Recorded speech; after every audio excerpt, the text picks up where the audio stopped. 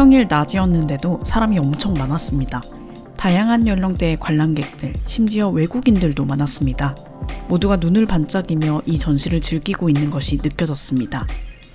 서울시립미술관 유영국 전시, 왜 이렇게 인기가 많은 걸까요?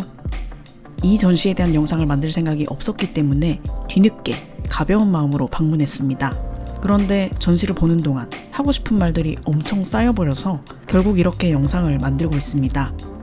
이 전시 보고 오신 분들과 여운을 함께 나누고 싶은 마음입니다. 그리고 전시를 아직 가보지 않으신 분들께는 이 영상이 작은 가이드가 되었으면 합니다.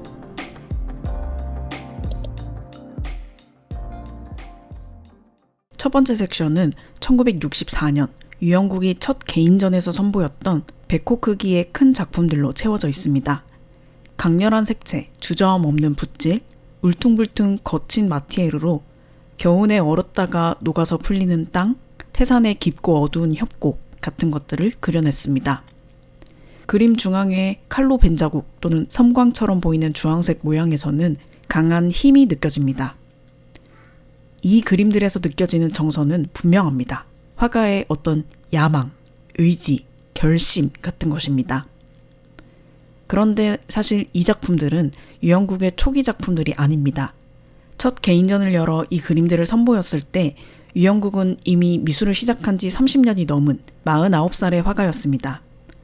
지천명에 다다른 화가의 그림에 어떻게 이렇게 야망이 가득할까요? 매너리즘이 아니라 소년 같은 의욕과 호기심이 가득할까요? 관람객들은 그 궁금증을 가지고 다음 섹션으로 이동합니다. 시간을 돌려 화가의 삶의 궤적을 따라가 볼 차례입니다.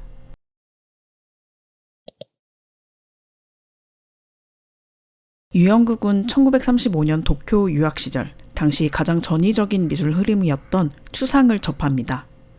그리고 24살의 나이에 한국에서는 유례가 없었던 추상 조각작품과 회화작품을 선보입니다. 친구인 김환기조차 디자인일 뿐이라며 생경해 했을 만큼 파격적인 현대성을 지닌 시대를 앞서간 작품들이었습니다. 전시장 벽 사진 속 도쿄 시절 유영국은 부잣집 아들로 태어나 큰 도시에서 눈을 뜬 취향 좋고 미감 좋은 모던 보이의 모습입니다. 그가 경주 풍경을 찍은 사진들을 보면서는 20대의 유영국이 지금 시대를 살고 있었다면 감 좋은 인스타그램 피드로 팔로워 꽤 모았겠구나 생각했습니다. 그런데 태평양 전쟁이 터지면서 유영국은 고향 울진으로 돌아와 피난 생활을 시작해야 했습니다.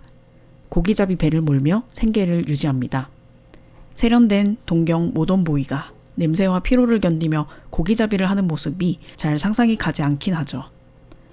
해방 후 한국전쟁이 발발했고 유영국은 이번엔 양조장을 운영하며 가족을 부양합니다. 틈틈이 그룹전에 참여하긴 했지만 온전히 그림에 몰두할 수 없었던 이 청년 시절을 화가는 후에 잃어버린 10년이라고 회상하게 됩니다. 40이 되어 서울로 올라온 유영국은 한국의 전위적인 미술단체들을 이끌며 활발하게 활동을 시작합니다. 약수동에 7평짜리 작업실을 얻어 작업 속도에도 매섭게 박차를 가합니다. 세계적인 아방가르드 미술 흐름 속 그만의 해석, 그리고 그동안 축적된 열망을 담아 강렬한 작품들을 그려냈습니다. 전시에서 이 시기 작품들이 놓인 공간은 유난히 어둡게 연출되어 있었는데 조명을 받은 캔버스 속 색채들이 눈이 부실 만큼 환하게 느껴졌습니다. 전쟁으로 흘려보낸 약 10년의 시간, 서울에서 치열하게 흐름을 따라잡은 또 약 10년의 시간, 그리고 마침내 1964년 전시장 첫 부분에서 만났던 그 인상적인 첫 개인전 작품들을 세상에 선보이게 된 것입니다.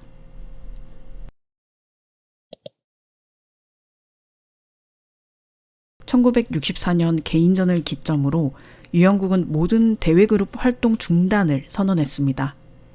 당시 한국 미술계에는 낙관적인 분위기가 감돌았고 동료 화가들은 파리 같은 세계 예술의 중심지로 나가기 시작했지만 유영국은 한국에 남아 오롯이 작품 활동에 전념하기로 결정합니다. 이제 50대가 된 화가가 선택한 방식은 단순했습니다. 매일 아침 7시에 일어나 작업실로 가 8시부터 11시 반까지 그림을 그리고 점심을 먹은 뒤 다시 2시부터 6시까지 그림을 그리는 일상을 반복했습니다. 그리고 그는 이 집중과 반복의 힘을 동력 삼아 추상 절정기 작품들을 만들어냅니다. 이때의 작품들이 전시된 세 번째 섹션 공간. 바깥쪽을 크게 한 바퀴 돌고 중앙 공간의 안팎을 둘러보았습니다. 정방형 캔버스라는 틀을 유지하면서 단순하고 절제된 기하학적 추상, 하드 엣지와 오바트, 부드럽게 풀고 섞어낸 비정형 추상을 오가며 완숙 단계에 다다르는 유영국 추상의 진행 과정을 목격할 수 있습니다. 화가의 연구 일지를 들여다보는 느낌도 듭니다. 전시 오디오 가이드는 이 작품들을 설명하면서 속도감, 엄격함, 초월, 정신성 같은 단어들을 나열합니다. 몬드리안이나 칸딘스키, 바넷 뉴먼, 마크 로스코의 그림을 설명할 때 자주 등장하는 단어들이죠. 하지만 저는 정신성을 중심에 둔 세계적인 추상 흐름을 체화하긴 했지만 유영국의 추상화들은 왜인지 자연을 그린 그림이라는 생각이 들었습니다.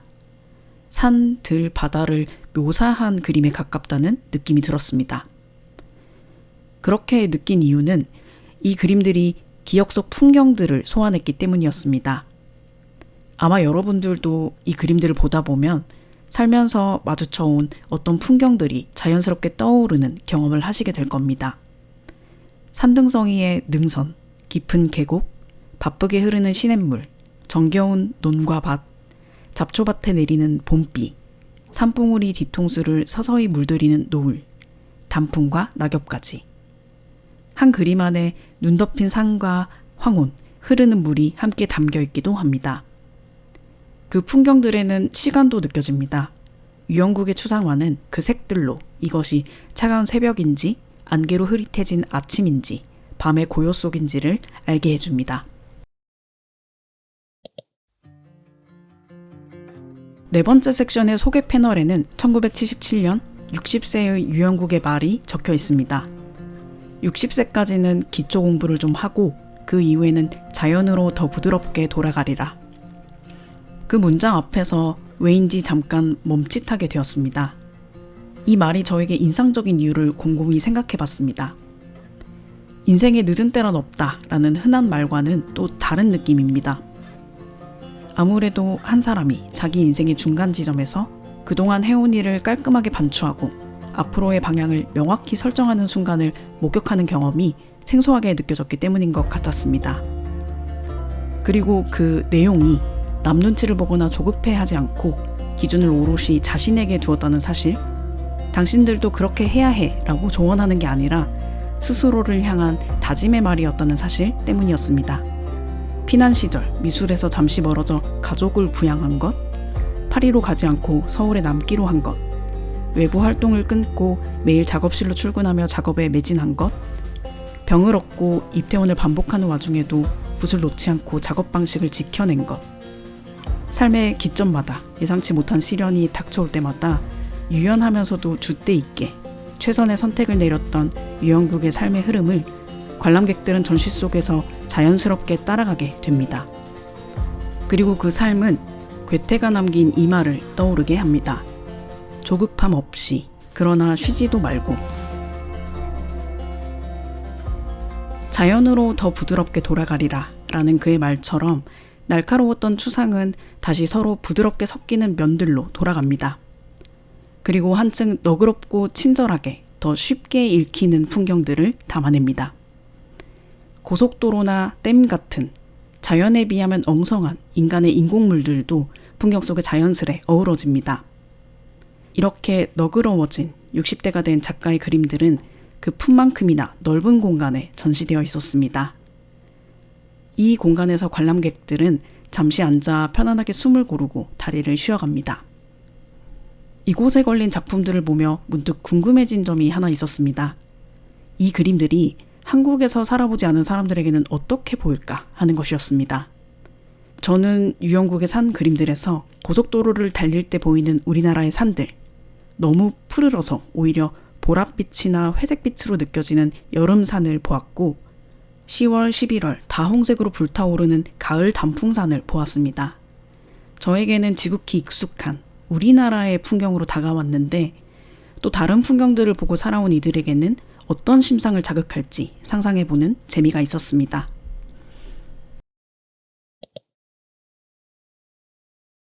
전시는 막바지에 다다랐습니다. 야망이 가득한 그림들에서 차가운 엄격함으로 너그러운 부드러움으로 옮겨온 유영국의 그림. 하지만 끝까지 물러지지는 않습니다. 70대가 된 1988년, 1989년에 각각 그려진 두 그림. 초록색과 주황색의 산봉우리, 노란색의 밝은 달, 보라색 들판, 보색들을 대담하게 대비시킨 이 그림들에 이르기까지 그의 작품들은 끝까지 강력하게 응축된 힘으로 가득합니다. 그리고 우리는 마지막 방으로 들어서게 됩니다. 나무 벽으로 둘러싸인 또다시 어두워진 이곳에서 작품들은 작가의 작품 세계의 끝으로 향하고 있었습니다. 어떤 방해도 소란도 없이 한 사람의 내면으로 완전히 들어온 그림들이었습니다. 1999년에 그린 이 절필작, 모든 요소가 완벽한 대칭으로 중앙에 정렬되어 있고 그림의 모든 것이 위를 가리키며 서서히 상승하고 있습니다. 하나, 둘, 발을 딛고 올라갑니다. 위쪽의 흰색 삼각형 선은 캔버스 너머 위로 떠오르기 직전임을 보여주는 기호로 보이기도 합니다. 이제야 도달한 완전한 자유. 평생 동안 조급해하지 않고 그러나 쉼 없이 걸어 올라온 산의 꼭대기 위에서 화가 유영국은 비로소 붓을 내려놓습니다.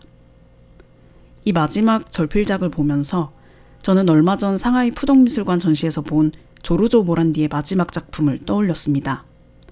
평생 반복해 그려온 모티프를 선택해 기어코 그 세계의 끝에 머물면서도 모든 규칙과 속박에서 벗어난 자유로운 모습. 유영국과 모란디는 참 닮은 점이 많은 두 화가라는 생각도 들었습니다.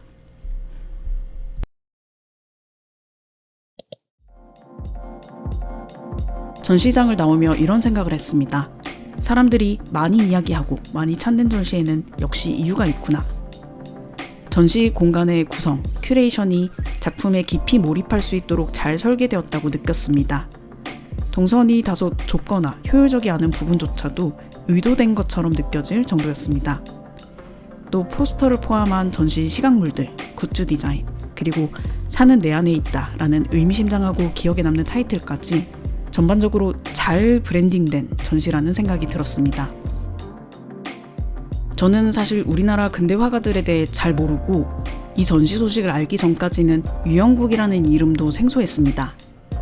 그런데 당신은 유영국이라는 화가를 알게 될 거고 좋아하게 될 거야 라는 의욕적인 어필에 완전히 넘어가 버린 전시였습니다. 이 전시가 서울시립미술관의 한국근대거장전 시리즈 첫 프로젝트라고 하는데 앞으로 이어질 다음 전시들도 많이 기대가 됩니다.